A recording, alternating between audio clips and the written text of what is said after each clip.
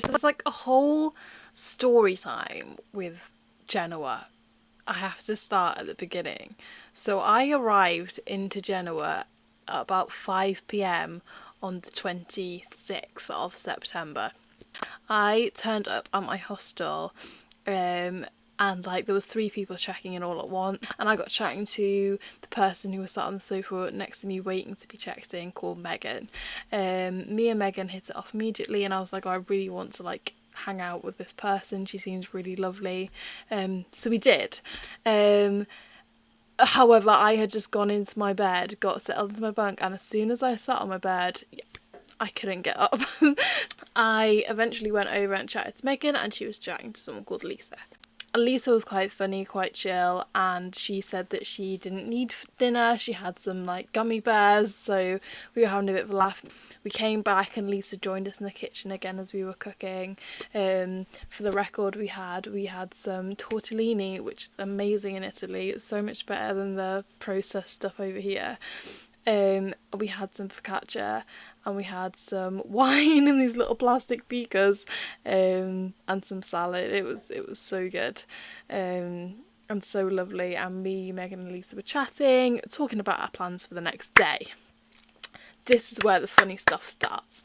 So I I was like, I've like heard there's this little cute walk you can do. You walk around like the walls on the coast. Really easy, like a nice chilled afternoon, and maybe go and chill on the beach. It's like a little short train ride. It sounds quite fun. Lisa Lisa's like, I'm gonna go and do this massive hike. She was doing like a hiking trip, and she was like, oh, I want to do this walk, and I want to walk to Portofino, I think. And I was like, absolutely not. And the amount of times that I said no, like I have one day in Genoa, I was like, I need beach time. I was like, I really need beach time. Lisa, you're on your own. And Megan was like, oh, do I go with Lisa or do I go with Renae? And eventually, I don't know how this happened because I must have said no 10 times. Lisa swayed me to go hiking with them. It was just going to be a nice gentle walk. It wasn't going to be anything crazy. Cut to the next day. We got up bright and early to go to Camogli. Camogli was beautiful. We spent a while having a wander around the area, taking in the views, and we went to check out what time the ferry was leaving, and then we went to get some breakfast while we waited. It was breathtaking. It was so beautiful, and we couldn't wait to see more of Camogli, San Fruttuoso area.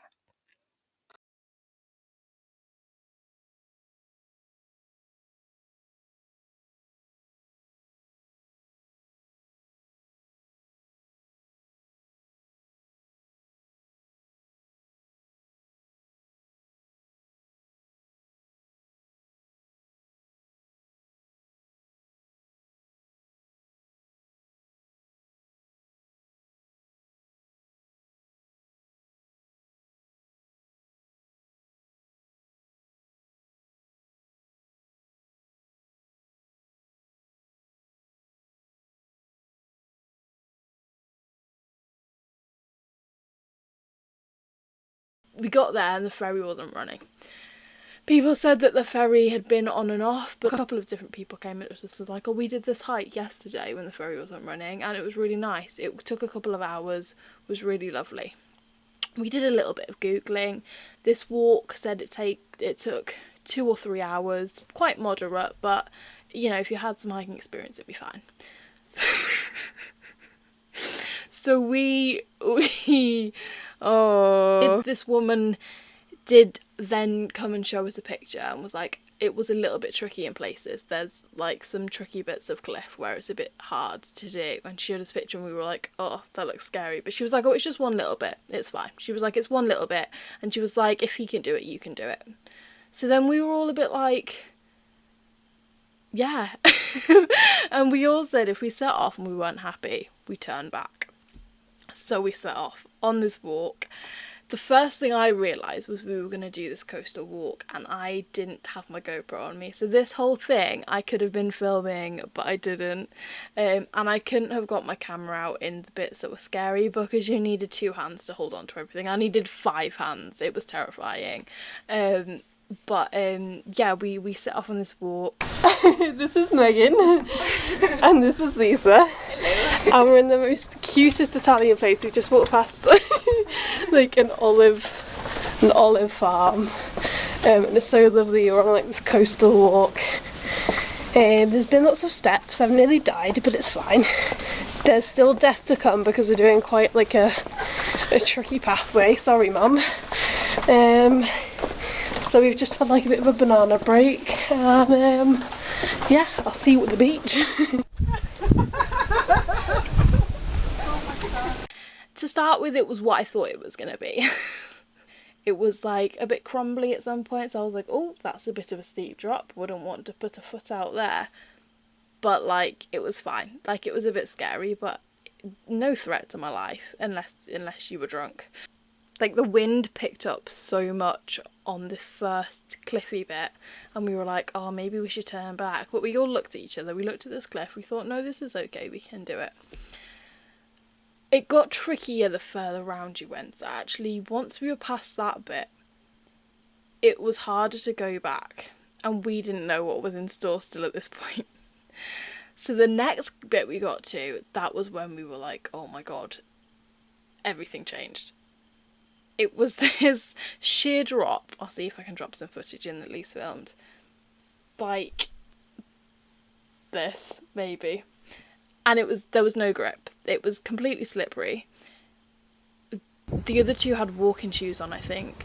I had some Primark trainers on, and I couldn't get a grip. And my legs are really short as well, so I found it hard, like climbing over things and taking big steps as well.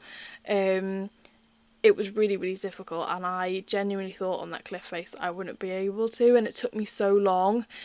The funniest thing was that before this Italian woman just breezed past in a dress and flip-flops, and we were like, is she having a laugh? I was crying on this cliff face and everything, like it was terrifying. And then we really recovered from that. We sat down, we had some food, and we were like, oh my god, I can't believe we just survived that. That's insane. There was one other bit, like scary bit after that, where we had to climb over some big like bouldery type bits of cliff that the other two were okay with, but I couldn't because, like I said, like I struggle with my legs being short, so it's not like you could step over them. You were supposed to kind of just like step on them with the chain, but that was far too scary, and I still couldn't get a grip with my shoes. So it was just terrifying. The whole thing was terrifying. Also, the big thing with this trip was that it was supposed to be 2 to 3 hours, like everybody had said. It was supposed to be moderate, and it really wasn't moderate. You need to be an experienced hiker at the very least, and you probably needed equipment, I'll be honest, unless you are a daredevil. This last hour of the walk, we were like sprinting as much as we possibly could. I couldn't breathe because my asthma was really bad. We were sprinting and sprinting. Tried to get there for 5 o'clock to get this last ferry.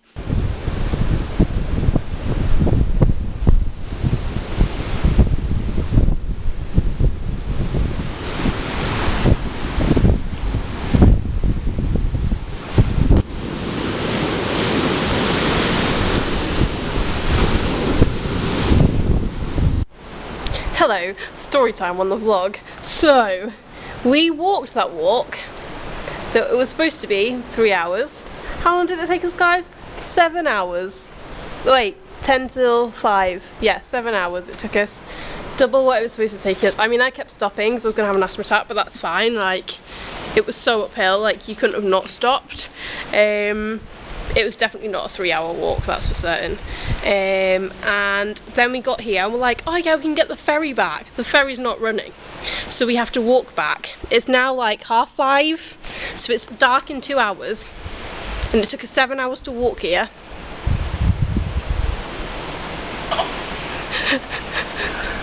We're just delirious. It's not even.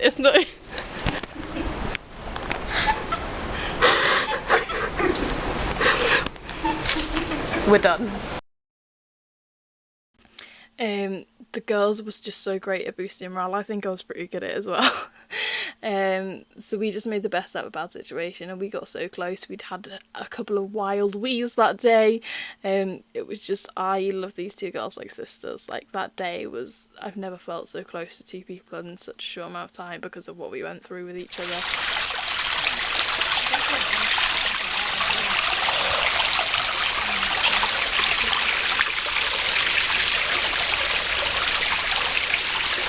Oh, update, it's dark. we were just hello. Look. Oh, you still can see nothing. We're basically in the woods, in the dark. We just heard like an animal and we couldn't see it, and there's boars here, so we all were like, are we going to die? Like, is it going to charge us? And no, it wasn't good.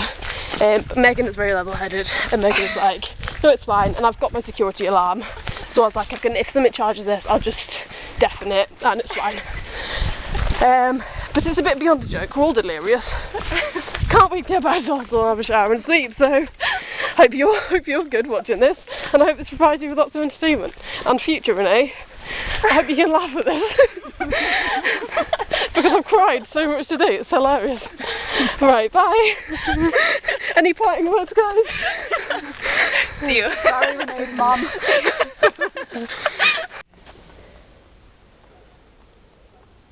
My camera is picking up 6 lights. Helicopter searching for us. My mum sent it. Your mom sent it. Here we are in the dark. It's completely pitch black now. Chopper. Yeah, there's a helicopter. And I'm terrified. And these two, Lisa over here, keeps bringing up Enderman.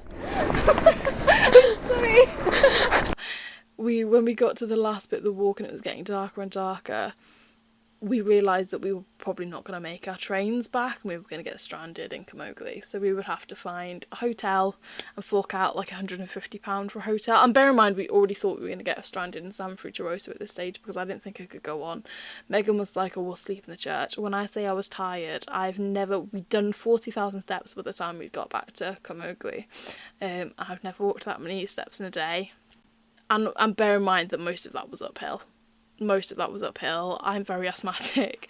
I can't believe how much we conquered that day. So yeah, we were pegging it back to the train station. Lisa was like, I'm gonna have to sprint, like I don't want you to have to sprint. And we were walking as fast as we could. I was kind of jogging, but she was like, I'm gonna have to sprint. And we were looking at Google Maps, and we didn't know if we were going the right way for the train station, and we saw this guy.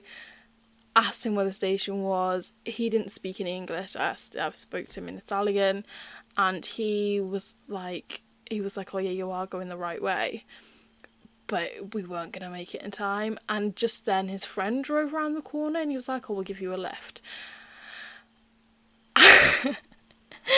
And you just don't get a ride with strangers when you're abroad. You don't do it. But we were gonna miss our train, so we did. We got home with these strangers. I got out again. I was like, no, I really don't feel comfortable. We're gonna get trafficked. And Lisa and Megan was like, we can't leave Lisa. And I was like, I don't want to leave Lisa, and I'm not leaving Lisa, but Lisa needs to walk with us. No one's getting in the car. And then we kind of just all got like bundled in by each other.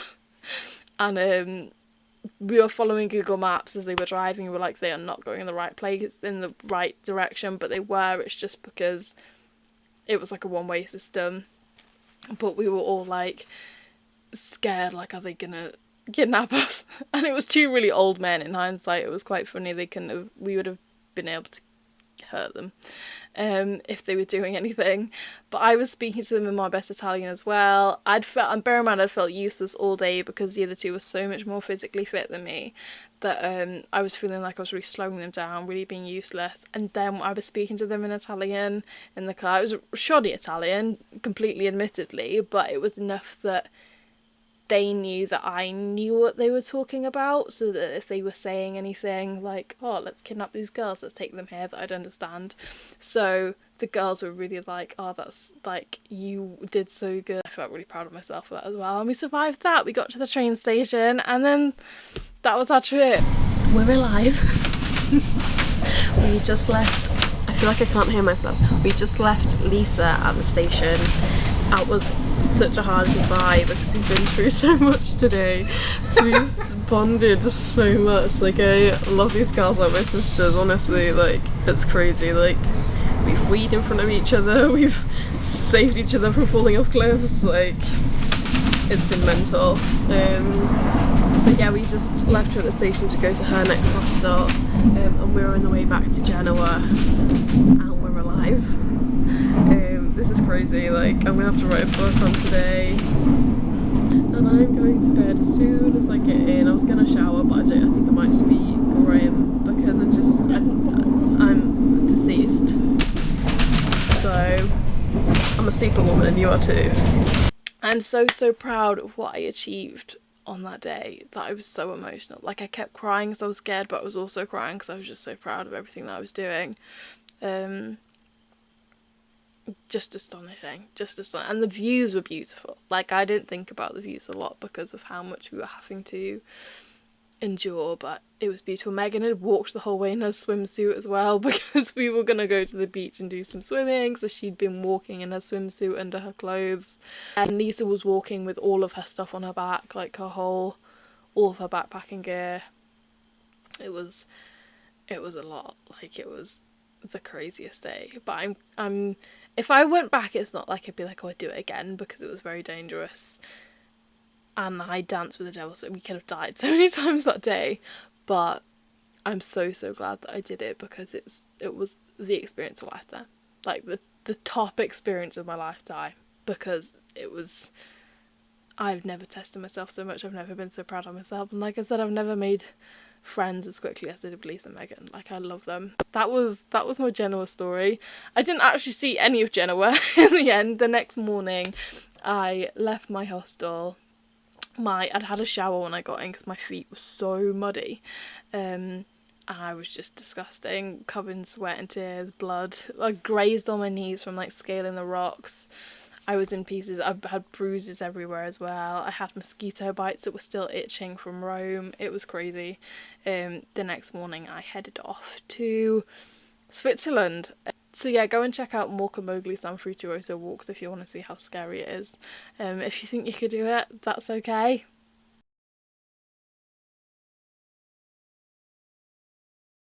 Next stop, Interlaken.